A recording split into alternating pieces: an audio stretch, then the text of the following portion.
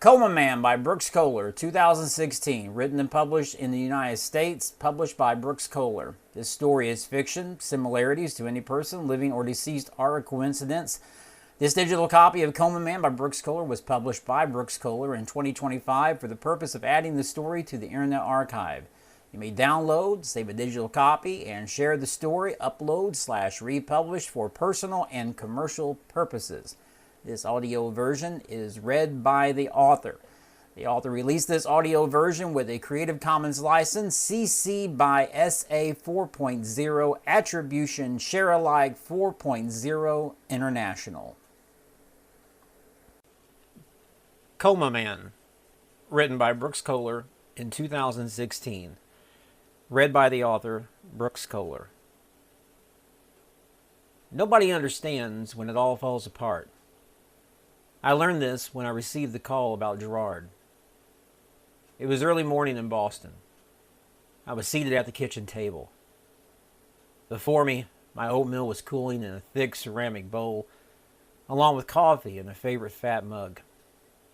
Dina, loving wife of 24 years, staggered into the kitchen, fighting a yawn and already complaining about another day of dealing with academic bureaucracy. But none of it mattered.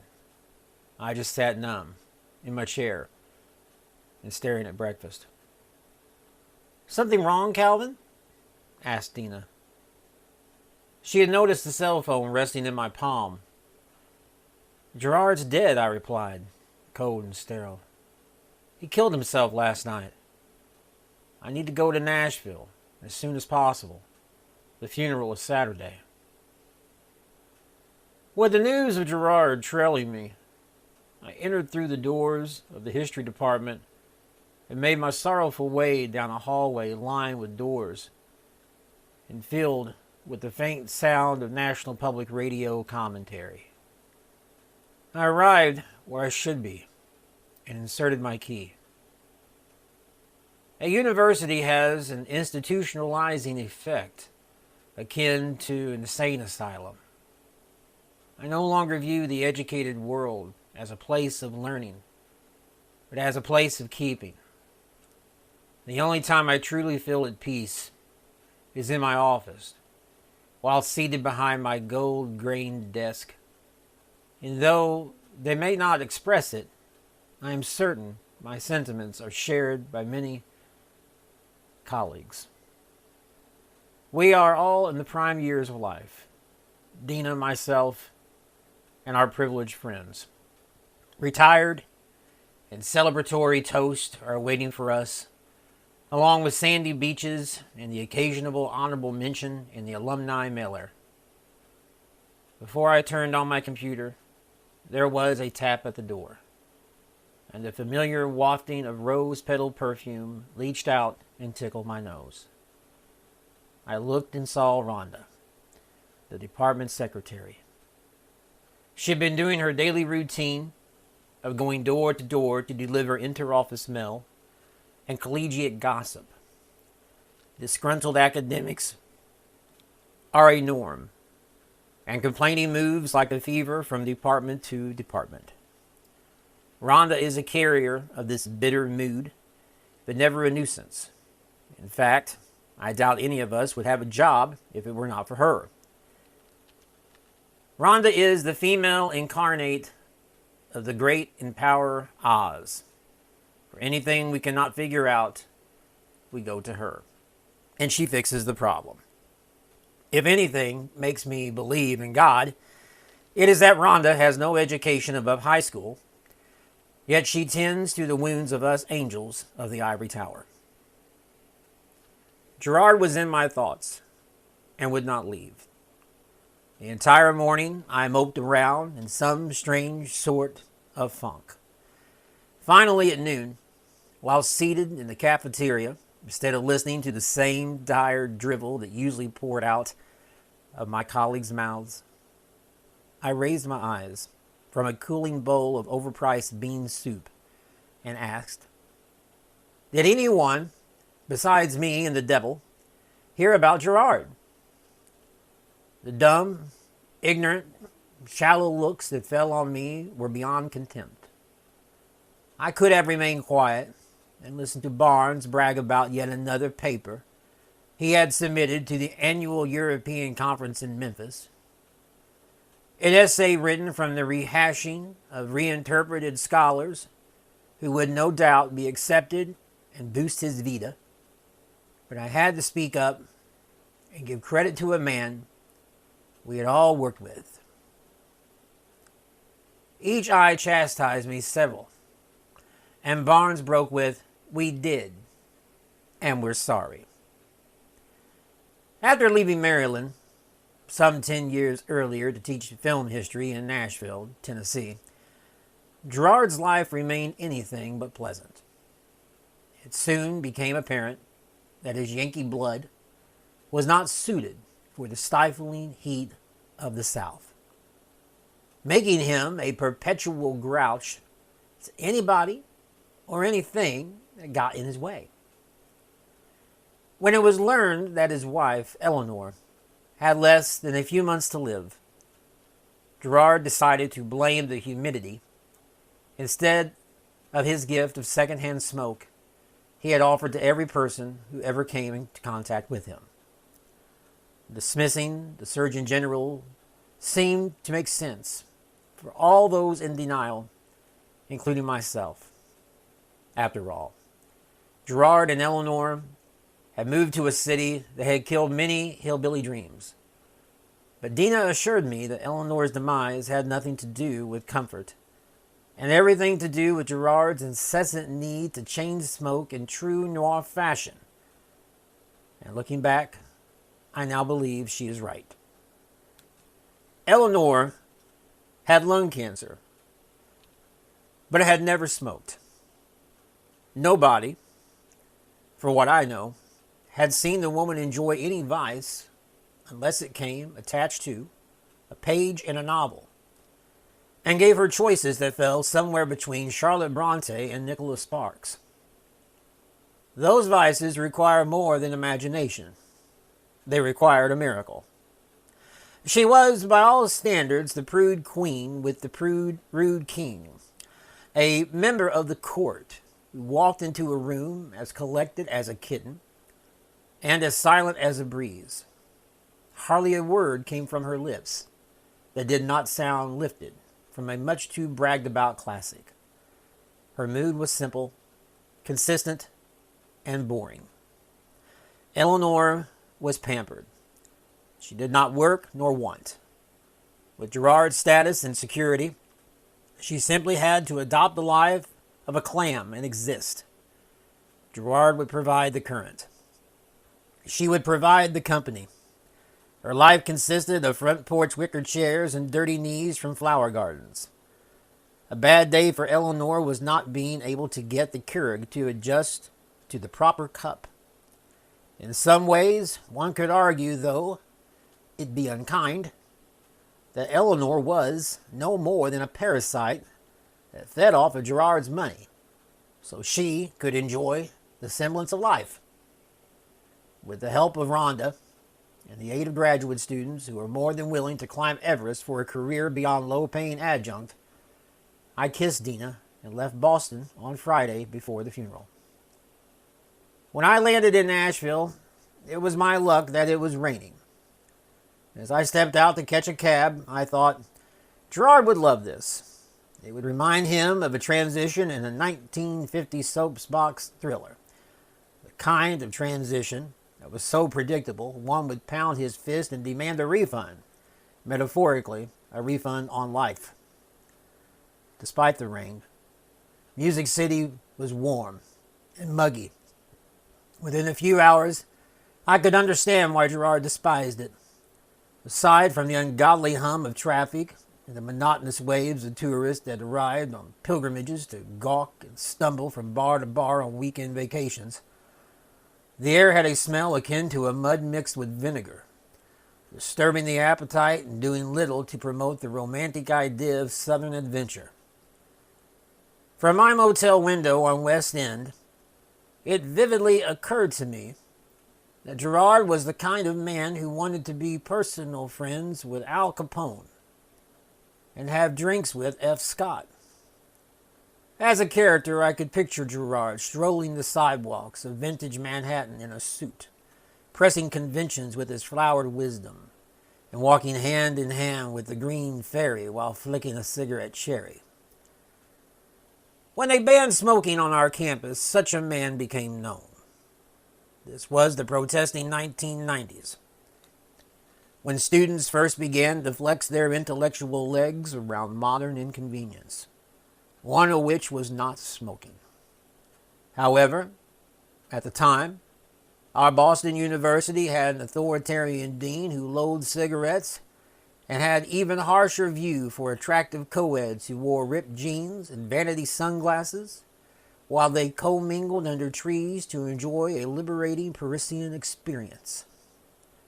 Gerard was told very bluntly at a faculty meeting called by the administration that, to make everyone happy, smoking will be banned at the start of the spring semester. So I recommend those of you who enjoy smoking will learn to do it off campus or in your imagination. Defiance will result in severe repercussions. Of course, if you choose to quit, we'll help you. The announcement enraged Gerard. He stood, shook his fist, and stormed out of the room, mouthing something about fascism and Orwell's nightmare, while fingering a loose cigarette from a crumpled tinfoil pack of discount smokes. Of course, Gerard had tenure, and more than enough money to afford good cigarettes. But he was born with a rebel spirit that made him walk a fine edge between civility and anarchy. Because he was protected by contract, he could spit in the dean's face and yell the punch, and nobody could touch him. In the world of academia, Gerard was a made guy, but a darling he was not. He was a holdover critic, an anti-establishment figure that only the angels of the tower could love. Students feared his classes, and he was proud to hand out career-ruining grades to those who thought the front row would bring them favor. In fact, Gerard took great pride in dashing the hopes of a young person on the rocks, like a ship trying to dock during a storm. "Read this," he said to a student who had arrived at his office upset over a grade. Gerard reached to a shelf and gave the student his personal copy of The Beautiful and Damned, making sure to point out the chapter in which the prideful Anthony Patch gets tossed to the street. That was the kind of man he was. It took little to make him ready to shred someone. And when he reached that peak, you were about to witness something stunning. Gerard was a master at pen-to-paper brutality. He took the stories in those ancient fiction novels he so adored to heart and used their morals as bullets from his teacher's pulpit. After touching base with Dina, I took a short nap, followed by a long, soothing shower. Part of the funeral involved a celebratory meeting with others at the Palm, so once refreshed and having snacked on a sample platter sent to my room, the next was calling a cab to drive me downtown.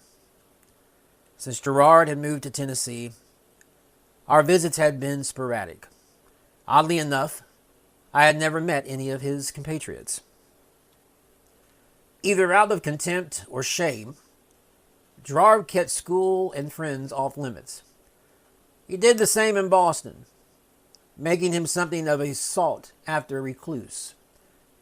As one visiting professor said, he's got that Kent thing going on. And I had to agree.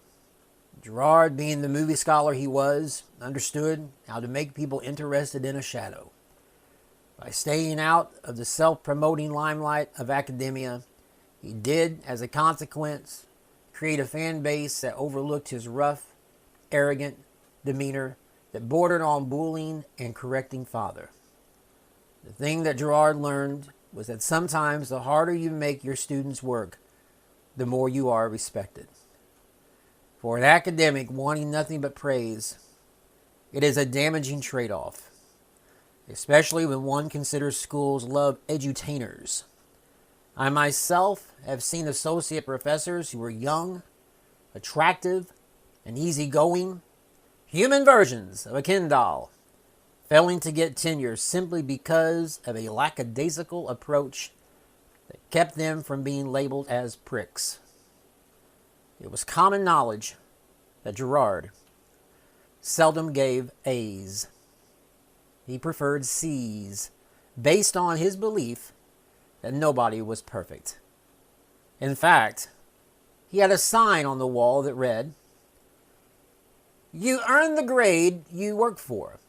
How hard you are willing to work so I can watch you cry." His direct approach frightened off the weak, but ensured his classes would have the brightest minds.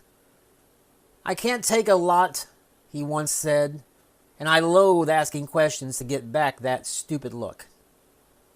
In the end, if you saw a student attending one of Gerard's senior seminars, you were not just looking at a kid deep in debt. You were looking at a masochist. At the Palm, I found myself surrounded by a group of male braggers, and each so sure of himself. Had Gerard walked into the bar to fetch a drink, none of them would have questioned their sanity upon seeing the corpse order a whiskey daisy. Absent, too, was the presence of any females, which seemed true to fit, given that Gerard attracted wasps, not bees. And I realized in understanding this that I was lumping myself into the heap of sugar. Each man in attendance for the send-off toast seemed to be his own character in what had to be a Gerardian play. Riggs could have been named Red, if not for lack of creativity, for nothing else than blunt description. He was a tall, red-faced man with broad shoulders and sledgehammer hands. His hair was a cross between apricot merged with orange, and he sweated profusely, causing his button-up shirt and thick hair to appear greasy. When he smiled, long wrinkles formed around his eyes, making him appear wiser than maybe he was. And all of it, the antiquated look, his booming voice, and propensity to angle a conversation to suit his needs worked well to complement his occupation as a geography instructor. The moment we met, he laughed loudly, until breaking into a cough followed by a forced down shot of scotch to clear his throat. He was a man made for an Irish tavern, and I figured, upon inspection, he had made the rounds not once but several times. Gerard must have hated and loved Riggs with an unholy passion. Gerard was a fighter of words, and Riggs was a complexity that would have kept him busy.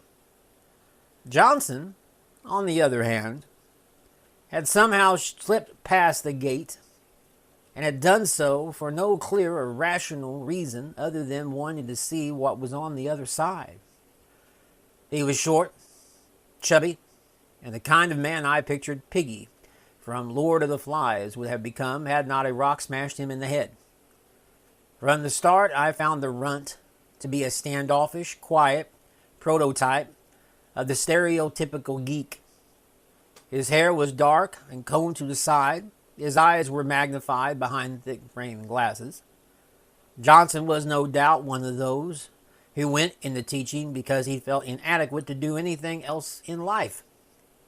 It took no degree in psychology to realize he suffered from an acute inferiority complex that he tried to overcome with printed accolades.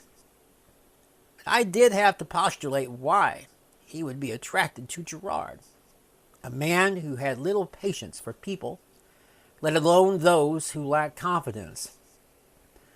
Coolidge approached every conversation with an air of silence and followed up a question with a soft-spoken, cool tone. He taught literature, and his love of poetry and prose made him the kind of person who could remain somber in a rush to escape a burning building. To introduce himself, he stood off to the side of a conversation I was having with Riggs at the bar, and he coughed gently until I acknowledged his presence.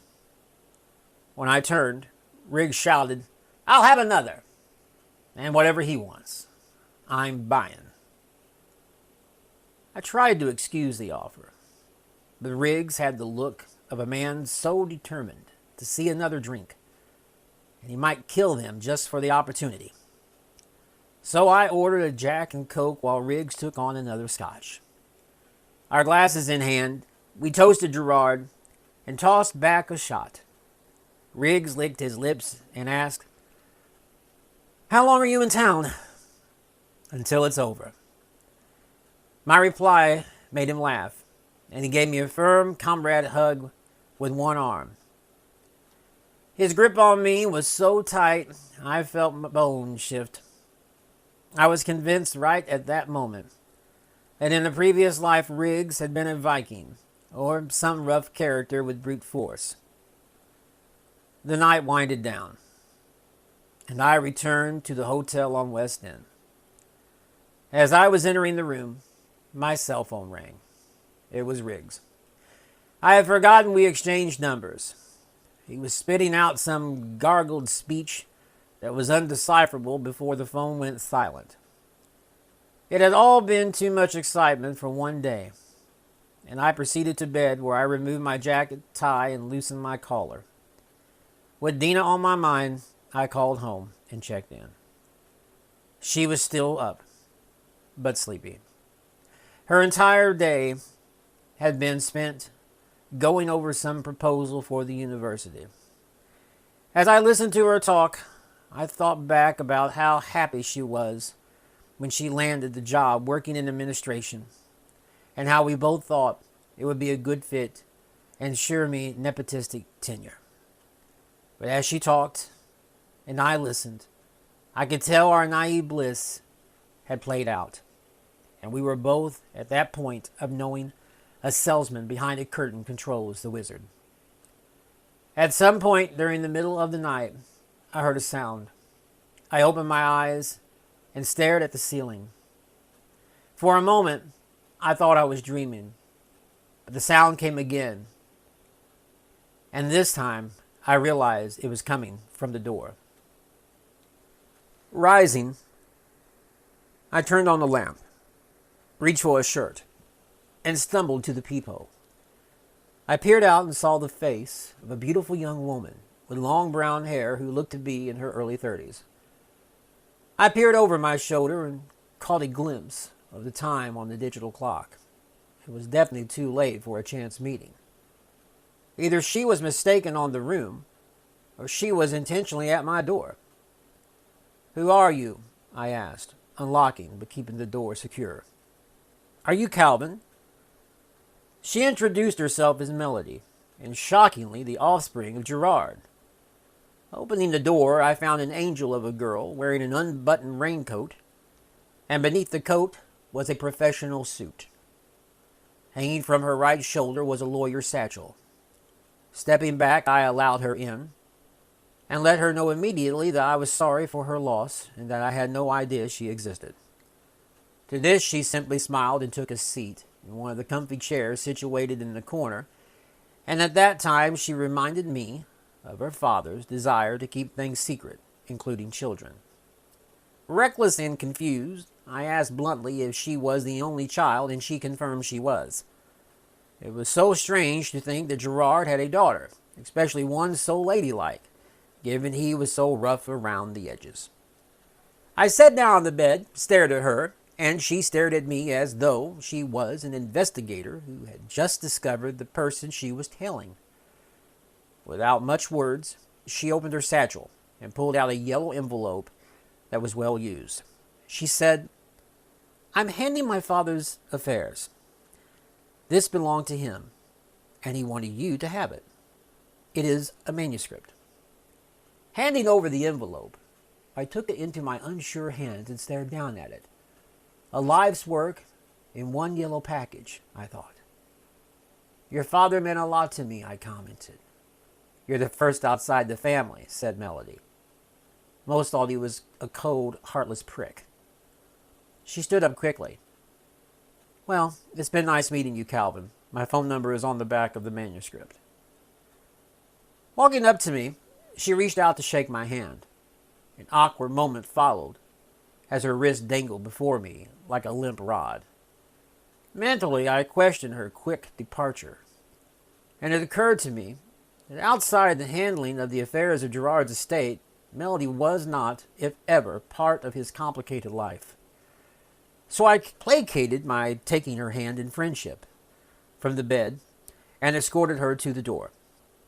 Once Melody had left the room, I latched the door behind me and returned to the bed, where I sat down and carefully pulled out a few hundred pages of single-space, knuckle-busted text with the odd but amusing title, Coma Man. Just as dawn was peeking over the Cumberland, I was 6 cups of coffee and 75 pages into what I can only describe as an educated rant by a very clever person. Coma Man was not easy reading. Gerard had a tendency to perfume prose with flowery words, and courier font was buggy. But the story was amusing, well written, and condemning commentary on contemporary life. The story centered around a 25-year-old man who had the unfortunate happening of slipping into a coma during the Reagan administration and the dismal luxury of awaking during the Great Recession of 2008. Feeling dejected and disconnected from a world that had gone from Cold War politics to liberal patsy, nothing for this man made any sense. Gerard described his life as being a continuous state of getting screwed by digitized redundancy, and it was obvious that Gerard was the man in the story, a man who still pecked out pages on a typewriter and had been, for all intent and purposes, at the mercy of those around him, who, disappointed by their inaction to facilitate a positive change. High on caffeine and clever rebuttals to contemporary life, I put aside the manuscript and stood. Once on my feet, I walked to the window, pulled back the curtain, and noticed the rain had stopped. And revealing a cityscape of gray shades and illuminated sandstone, made more rich due to colorful tones of clinging moisture, glistening in the spreading light of a Saturday dawn. From the sanctuary of my perch, I peered down on the busy street of West End Avenue, where I saw the daily routine of Nashville unfolding as cars raced towards Metro and the 440 Expressway. It would be a few hours until the funeral, but a sinking feeling came over me. Stepping away from the window, I returned to the bed and plopped down. With my eyes pooling with tears, I turned to the manuscript and picked it up. I held it in my trembling hand and whispered to the shadows, "I know why you did it, but I wish you hadn't." By high noon, the sun was bright, but the air was thick with humidity. I stepped out of the hotel to hail a cab, and without any effort, broke into a sloppy sweat. The cab arrived. Only a minute or two after, I emerged from the lobby. I lunged to the door, opened it on my own volition, and dove into the back seat to escape the suffocating heat. Gerard had insisted on a closed casket funeral. At the cemetery, I found a small gathering that included the familiar faces from the night before, Johnson, Coolidge, and Riggs, the last of which looked so uncomfortable in his suit I knew he himself was clinging to life as he tried to fight a hangover. We took our turn staring at the picture of Gerard, displayed in the silver frame the mortician had properly placed with fat, drooping flowers. Oddly, Gerard had what appeared to be a mocking expression. I tilted my head sideways to achieve a different perspective and asked, "Does anyone else think he is grinning?" "It looks like a smirk," said Johnson. "Smirk? Now that's a grin," said Riggs, fighting back the urge to vomit. "He's happy he's finished with all this." Riggs waved his hand around, and in the processing of following his finger trace an arch, I turned and studied the cemetery grounds. Missing from the scene was Gerard's daughter, Melody. I scanned the stones, but she was nowhere. Riggs noticed my study and inquired what I was doing. I dismissed his questioning diplomatically, but not satisfied, he'd asked, if I would be up for a departing drink. I excused the offer by explaining I was planning to catch an early flight, but Riggs was adamant that I share one last drink before leaving, what he cleverly referred to as Nash Vegas. Riggs rode back with me to my hotel. He watched me pack, and while doing so, he poured us 2 glasses of Kentucky bourbon from a plastic bottle. "I don't like expensive booze," he said, handing me my glass. "Sure, I'll drink it when I'm out with the boys. But a man who drinks does so to get drunk and healed, not show off." "I do neither," I said, sniffing the glass and setting it down. Riggs sat down on the bed. "It's rude, Calvin, not to have a drink when a man pours one for you. Didn't your father teach you manners?" "Is that a Southern expression?" I asked, folding a tie. "Where I come from, children don't drink." "It's worldwide," replied Riggs. "Now drink your cheap liquor." He was fierce and demanding, a bully drunkard. But I took a sip to satisfy him, and he eased back. It was while relaxing and pondering when Riggs noticed Gerard's manuscript. He picked it up and started thumbing through it. But when he questioned where I had gotten it, I snatched it from his clammy hands. Riggs lay back on the bed and laughed himself into a cough. "No need to lie. I've seen it." "His daughter gave it to me," I said. "Melody?" questioned Riggs. "She was here." Had I said too much? I figured maybe. But Riggs knew her name, so I interrogated him about her. I found out Melody lived in Franklin, a small but wealthy community south of Nashville, but she had nothing to do with her father. According to Riggs, he was surprised I never knew of her existence. She was the reason Gerard had moved to Nashville in the first place. "But wasn't it teaching?" I asked. Riggs laughed loudly and reminded me who I was dealing. "Any man," he said, "who would write a story like this is capable of anything." It made me pause. Riggs may have been right. Gerard was different. But not sharing he had a daughter with me was startling. "It's good, isn't it?" questioned Riggs. "It's okay," I replied. "It's fantastic," he proclaimed.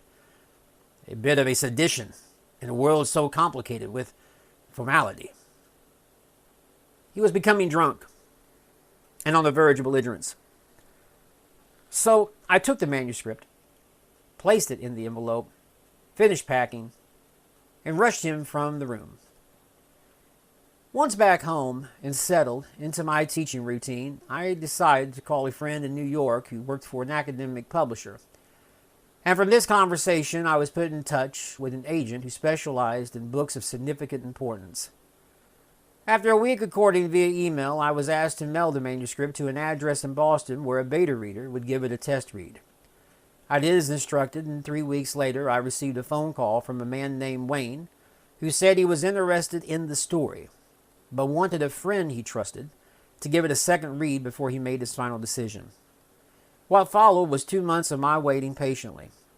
Finally, on a Thursday afternoon, while grading essays, I received a phone call from Wayne who said, "Calvin, I want to publish it. But there's a problem. It has no ending." I recommended we let the ending remain a mystery, but Wayne insisted one to be written. "It's not the 1920s anymore," he said. "People don't buy cliffhangers." Dismayed, my wife Dina suggested I write the ending myself. But as much as I thought it was a great idea, not to mention potential bragging rights, I knew I could never match the bitter disdain that Gerard shared for what he referred to as the pro-authority, 21st century. Nor could I ask anybody I taught with to reach so deep. One had to be in a special frame of mind to write the rant that Gerard was tossing down. And having a healthy pension and retirement in wait tends to make a person content. Besides, even if I could convince someone in the history department to work on the manuscript, death would spare Gerard no mercy. He was despised, a rolling joke of a professor, whose name was seldom mentioned without a growl. And the last thing I wanted to see was some well-written introduction that would take a hammer and chisel to his stone soul. "No," I declared to Dina. "I'm not going to let them tear him to shreds before it's published." "So after is okay?" she asked. In desperation, I reached out and called Riggs. But he suggested the most curious thing. He asked me to contact Melody and then call him. So doing as suggested, I called the number on the manuscript, and when Melody answered, she politely asked, "What do you want?" My timing was uncanny. She had been fighting with someone in her life, and I had placed the call only minutes after a doozy of shouting match. After stammering over a long-winded greeting that should have been only a few seconds, had I not been alarmed by her answering the phone in such a harsh mood, I said, "It's about your father's story. I need some help." Upon hearing this, there was a cute sigh and short pause that ended with, "I'm sorry, Calvin, but I'm at my wit's end at the moment. Could you call back?" "I want to publish your father's story," I blurted, "and Riggs suggested I call, and well, you provided your number. So this is why I called." "Are you concluding," she questioned, becoming angry in tone, "that because I gave you my number, I might want something to do with that idiotic story?" "The thought had crossed my mind," I said, recoiling. It had to sound strange to her. Melody was a mystery to me, but I was something of a shadow of her father, a voice from not beyond the grave, but in close proximity. She was slow to comment further, taking it all in. But when she did speak, she informed me that she wanted nothing to do with the project or her pathetic, worthless father, whom she described as a demon toy maker who had treated her as little more than a poorly stuffed doll. Quite bluntly, for all Melody cared, I could do with the book whatever I pleased, even if it meant using it for kindling to start a fire to roast marshmallows. All of it, however, I found hard to believe. Why would a person, especially one with a bitter disdain for the author, go out of her way to hand-deliver the manuscript if she did not care about it? The question rattled about in my brain until I presented it to Dina, who gave me the cold, shallow response of, "You don't even know this girl, Calvin. Stop pretending you do." A few days later, I was sealed up in my office, deep in a complimentary, soon-to-be overpriced textbook on the Industrial Revolution, when a tap from the hallway startled me. Rising from my desk, I opened the door where I discovered sweet-smelling Rhonda, and beside her a short, pudgy man with a mustache and glasses. He was wearing a green dress coat that looked as if it had been pilfered from a box of discards. With a big grin, he reached out to shake my hand. "Sorry to visit this way, Professor," he said. "I'm Wayne, from New York." "Yes, yes," I muttered, taking his hand. "So much for privacy," I continued sarcastically, inviting him into my office. Wayne had been a complete secret to everyone except Dina, but now Rhonda knew of him, which meant everyone else in the history department would too, given her propensity to overshare. Bordering upset, I peered out my office door to see if spies were lingering about, and not seeing anyone, I played it cool. "Shall I bring some coffee, Calvin?" asked Rhonda. I focused my eyes on her sweet face. "Bring whiskey," I replied. But my snap brought a distressed look from both Rhonda and Wayne, causing me to quickly correct my wit as a joke by adding, "No, but thank you, Rhonda. We'll be leaving. If I have a call, please take a message." Over Java, at a nearby coffee house, I learned that Wayne enjoyed making impromptu visits to new authors. And though technically I was not the author, I was the representative of Gerard's book, and so I informed Wayne of Gerard's daughter. Upon my revealment, Wayne insisted on knowing her name, to which I replied, "I can't do that because of privacy issues." And Wayne replied very legally, "If we publish, we'll need to sign off, or she can sue." We went back and forth on this issue, until I finally broke down and admitted I knew nothing about her except that she and Gerard did not get along, and she wanted nothing to do with the project. Thinking my appeal to empathy would work, I soon learned I was wrong. Wayne, too, saw a flaw in the logic. Why would someone with so much hate in her heart be so kind to hand over a sacred artifact of the hate itself, he asked. Still, I insisted Wayne respect Melody's privacy, but he was adamant on speaking with her to clear up any misunderstandings that could exist. So after coffee, I reluctantly drove him to my house, and there we made a fateful call to Nashville. As I predicted, Melody was furious. "Call here again," she shouted, "and I'll have you arrested." No sooner did she hang up than Wayne called her on his cell phone. Again, legal action was threatened if we continued to interrogate her about her father's story, but Wayne needed an answer. "Are you relinquishing rights?" he asked. "Yes," replied Melody. With the call finished, Wayne begged me for a victory drink of brandy, to which I obliged, but not without first pointing out how coldly he was acting toward Melody. He replied, "Calvin, loosen up. This is the publishing business. All we're requesting is permission on a book that I'm sure will make in on a Times. Pleased to think my endorsement can be on a book in such high rank as the likes of Ambrose and King." I backed away and forgot about Wayne's cold, calculating ways. After 2 glasses and courage, I blurted out, "I want to finish it, Wayne." "Finish what? Mowing your lawn? Please tell me, Calvin, you're not talking about Coma Man." "I certainly am." Wayne glared at me for a few seconds before diplomatically clearing his throat. "Great. I'm game. Show me some of your work." He asked me for samples of my fiction so he could see if I had the right stuff for the job. But not having anything aside from scholarly works to display, I shied away from it. "Look, Calvin," he said, pleading with me to be rational, "you might be able to write an essay for a journal, and that's commendable. But there's a huge difference in writing for an academic audience and one that stockpiles weapons in a family bunker. I know someone who can do this, if you can't find someone." He grinned. I frowned. And that was that. In the evening, after Wayne had left to catch a flight back to Nashville, I called Riggs and boldly asked if he would be willing to write the ending to Coma Man. He laughed wildly into the phone and replied, "No." Riggs reminded me he was not a writer, but instead a scientist. He also added he drank too much to keep a coherent thought that was not scrawled onto the tabula rasa, otherwise known as the academic brain. "Frankly, I'm shocked you asked," said Riggs. "A man with your educational background shouldn't be so stupid as to waste his time calling up people who have no idea on how to go about writing a novel. You represent everything that is wrong with this country. And that blunt attitude is exactly why I needed you, Riggs. Aside from Gerard, you're the most outspoken, offensive person I know." "Can't your agent help you?" he questioned. I explained to Riggs that Wayne had offered to find a writer, but I wanted to impress him by going it alone.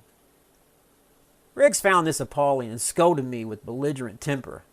"You're acting like a freshman, Calvin," said Riggs. "You're a filthy lying freshman who has faked his way through A's because he's too proud to fail and stupid to learn." "Riggs," I asked, "Yeah. Are you sober?" "Nope."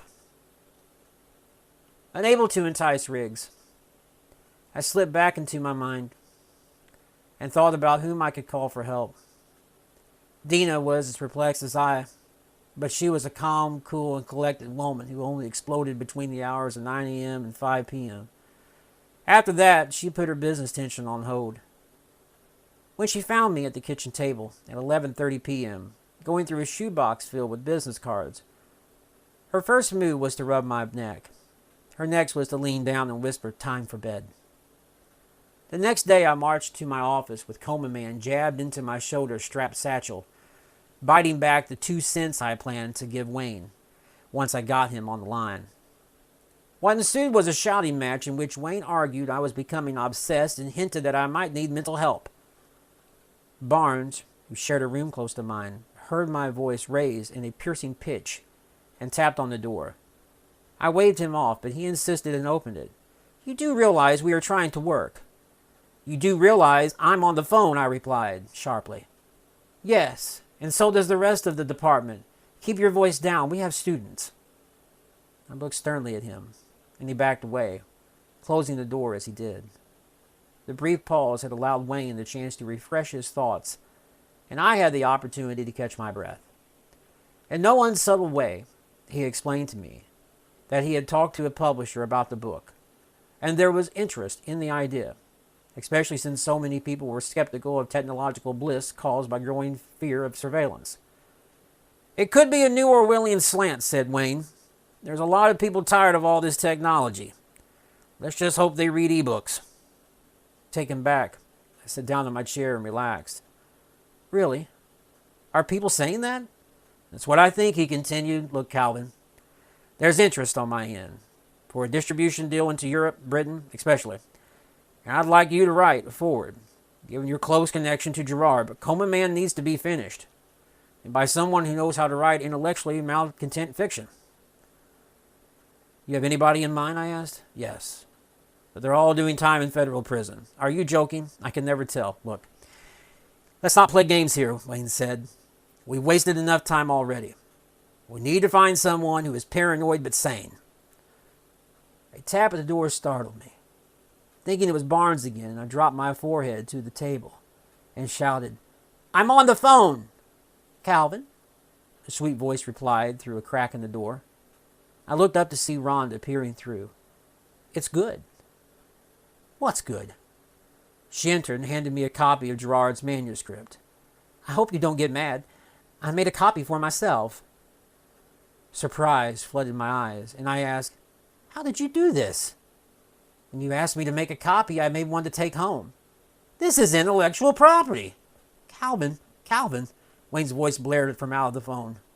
Yes, I'm here, Wayne. I'll call you back. I need to do something. Stunned, I ended the call and began to thumb the pages where Rhonda had made notes in red pen. I offered her a chair, and she sat down. Taking several minutes, I turned page after page before arriving at the last where I noticed Rhonda had sketched together some logical path for an ending. It was good, really good. Whereas I would have envisioned Coma Man going on some 24-hour news programming, ranting about needed change, Rhonda simply had him vanish by one day taking off, never to be seen or heard from again. The ending was simple, but it worked. And I figured that leaving the story open-ended was much like Gerard had lived. Placing the manuscript on my desk, I collected my thoughts and then looked at her. She had a dope look on her face, no doubt waiting for the worst, but I grinned and she reciprocated. Wayne wanted to see a finished draft by Christmas. He was adamant that Rhonda submit the ending before the university went on New Year's break. Apparently the publishing business that Wayne was tapped into shared the same schedule as universities. But when it came to my students and Rhonda's responsibility, he would have to wait. In the end, we reached February before a draft was suitable for sending, and Wayne took no time replying with a very terse message. The ending can be better. You have 2 weeks to make it work. When I showed his recommendations to Rhonda, she slumped back in her chair and said, He's killing me, Calvin. Think of the money, I said. You're going to get a good chunk when it's finished. Rhonda stared back at me from behind her desk and then cunningly inquired about advance. I was shocked at her manipulative behavior, but when she demanded an advance before finishing the ending, I found myself back at my office and on the phone with Wayne. Again, he and I was engaged in a long-distance shouting match which brought the entire department to my door along with grad students who found the scene amusing. When I looked up and realized everyone was watching, I waved them on, and they dispersed. Everyone except Barnes, who seemed determined to make my life a living nightmare.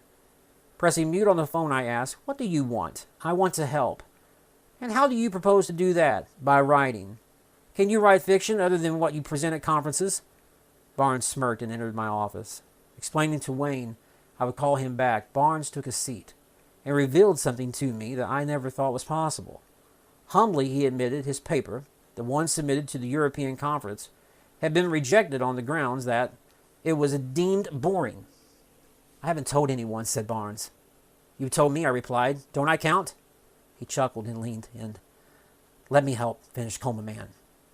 After that night, from the comfort of my chair in my modest den, I broke the news about Barnes to Wayne. After the news about Rhonda, he was more angry than a nest of yellow jackets that had been mowed over. How many people are you going to get involved, Calvin? Should I figure on 10? 20? Do you have an estimate? Wayne talked so loudly in the phone that Dina could hear his shrill voice booming from the kitchen. And when she entered the room to hand-deliver me a glass of iced scotch, she caught him saying, This book is going to put me into a coma.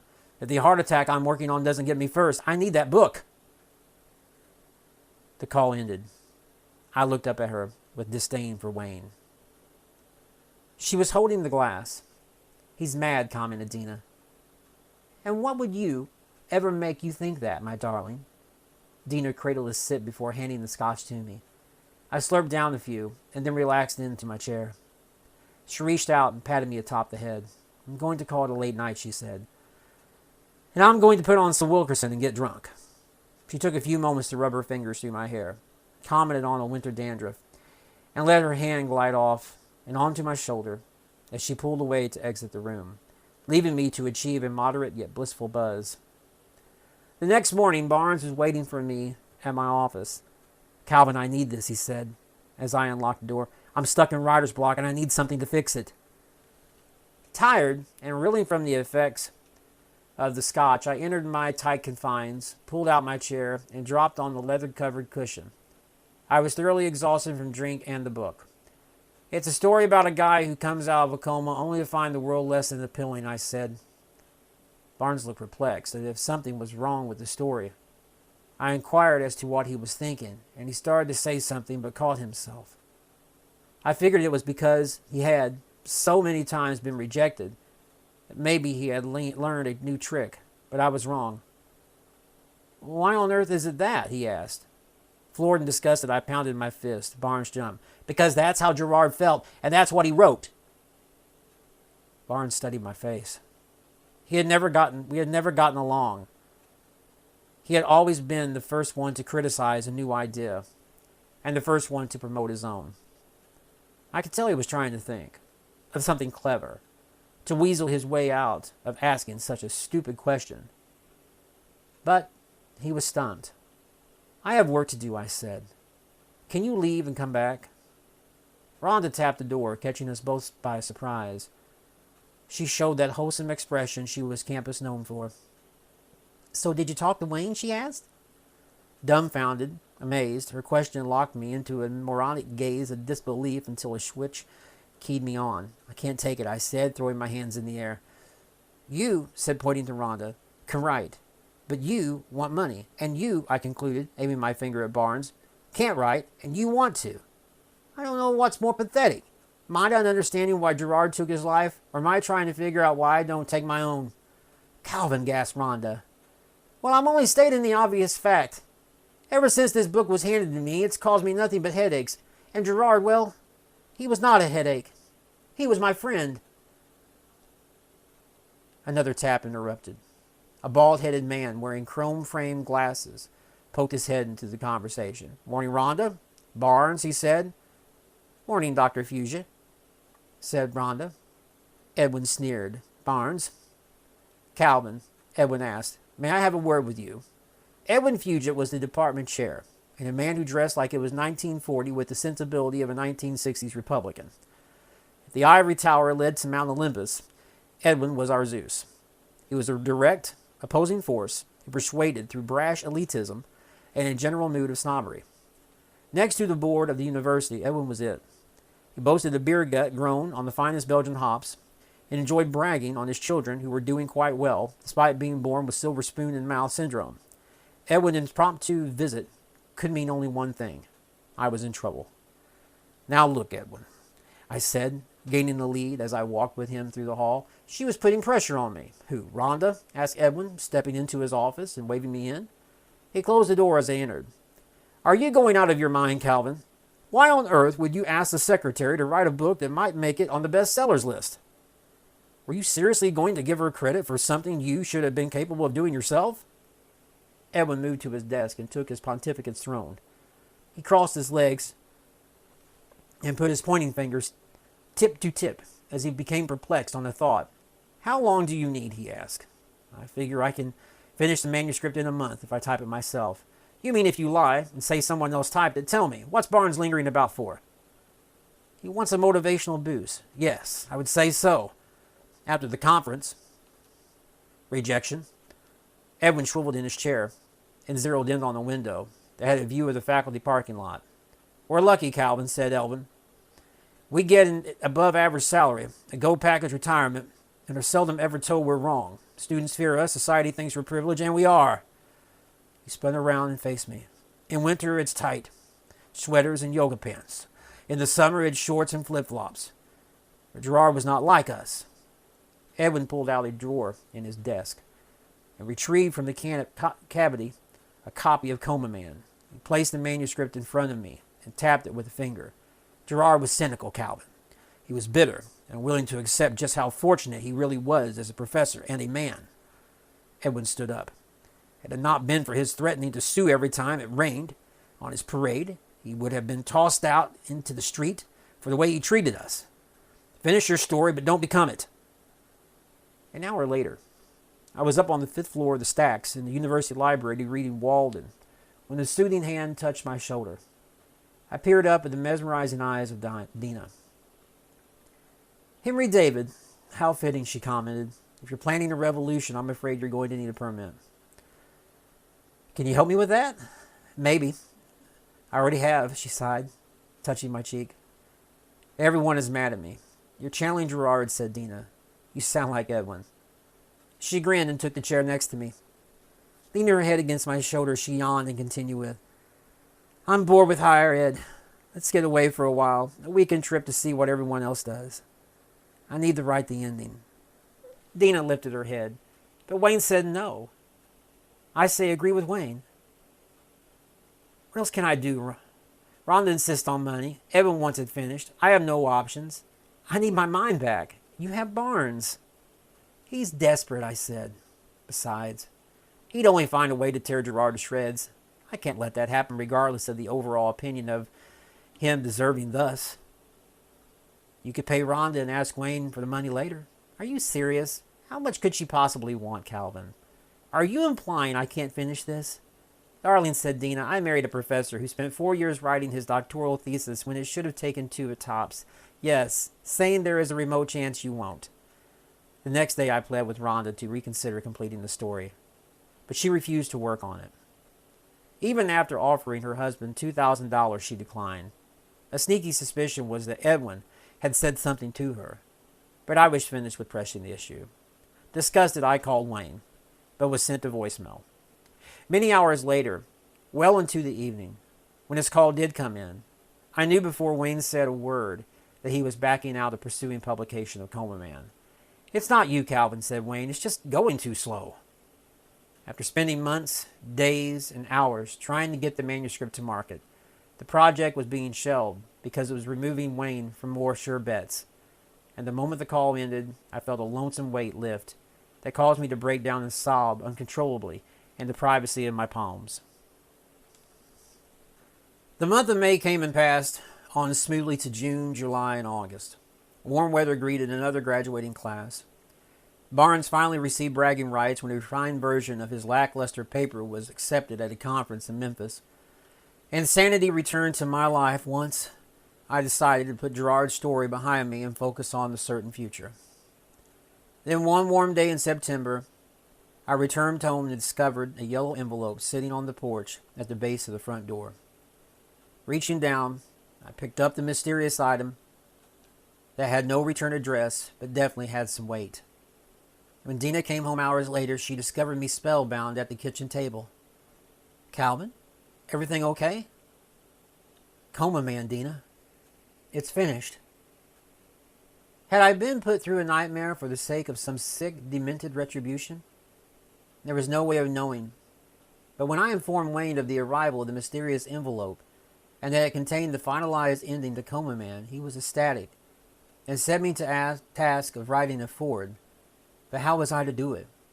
How was I to introduce a story by a man who had, for all intent and purposes, been a mystery to not only myself, but all of us? In fact, by the time I had sat down and seriously considered a way to address the book, I was a bit angry at Gerard for having been so deceptive. It's strange to know a person most of your life, only to learn in the end you knew practically nothing about him. The feeling of being cheated did leave me with a perplexing problem. How was I to do Gerard justice in light of all I knew? He had drained me. I admired him, but I also felt disdain for him for being so cold, callous, and uncaring. As a man, Gerard had it made. His life was a mole-infested lawn, but his grass always mowed. So many people would have given a year off their life to have what Gerard had. As a professor, he enjoyed the accolades of university life, and yet he was not satisfied with any of it. He lived in a miserable existence, either by choice or temperament, but he could have at least pretended to have enjoyed the parts that mattered. In writing the foreword, it occurred to me that the only way I could edit his character was to make a balance between Gerard the man and Gerard the philosopher. To do so, I mentally scanned through the years of collected memories until I had mixed the bitter truth into something palatable. As a man, I did not uphold him as a saint, but instead as an undiscovered sage who was held back by the very thing that gave him his status, the ivory tower. I even titled the intro Spitting from the Lookout, as I knew an expletive would be less offensive despite being more appropriate. When the book was finally released 6 months later, it gained attention fast. Being naive enough to think much had changed, I felt Gerard was deserving of a spot on the university wall that commemorated notable persons who had graced the campus by leaning on pulpits. However, when I asked to have my friend considered for the honor, the request was denied because the board felt Gerard had not contributed anything substantial to the university overall intellectual development. And for Melody, I tried one last time to make contact to let her know I was going to be in Nashville to accept an award for her father's book. She declined my offer to meet with parting words that brought forth instant sobriety. How sad it is to create a life so easily forgotten. The end.